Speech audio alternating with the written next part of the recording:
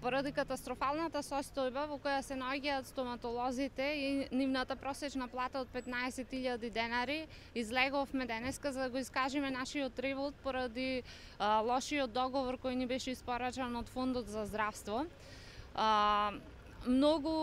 Договорот прво е против законски, значи не е во согласно со Законот за здравствено осигурување, Законот за здравствена заштита. Клучни проблеми произлегува од контрадикторноста на мрежата и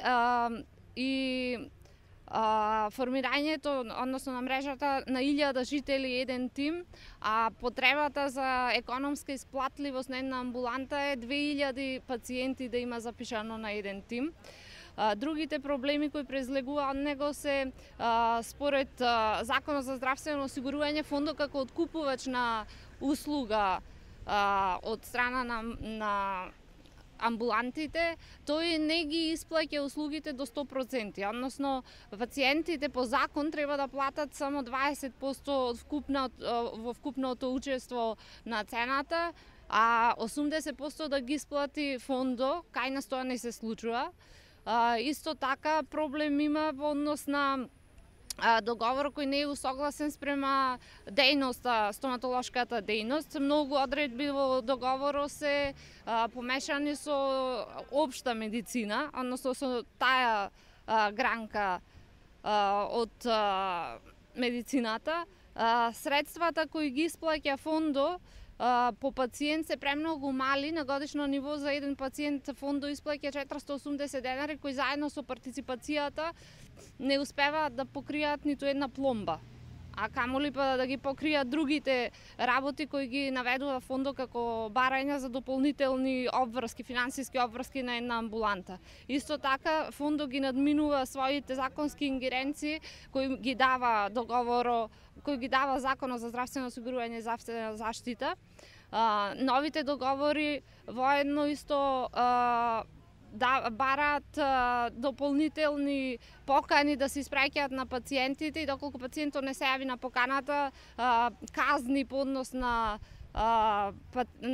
на докторите, односно на амбулантите, искратување на средствата кои се предвидени за услугите кои ги даваме. Други проблеми кои излегуваат од новиот договор со фондо исто така се дополнителни обврски, финансиски обврски за дигиталниот сертификат кој за понатаму ќе ни биде потребен во работата.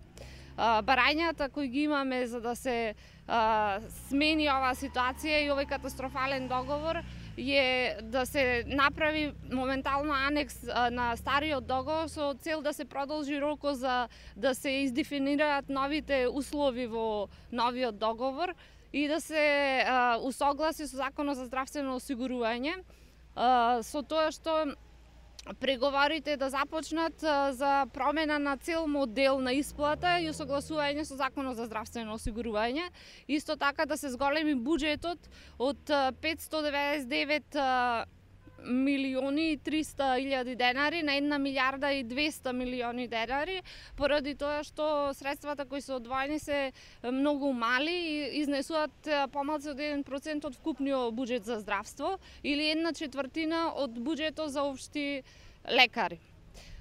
Исто така да се коригира и мрежата спрема нормативите за економска исплатливост на една амбуланта, бидејќи во овие услови не можеме финансиски да обстоиме нити како доктори, нити како амбуланти, а воедно и квалитетот на услугата опаѓа на штета на пациентите.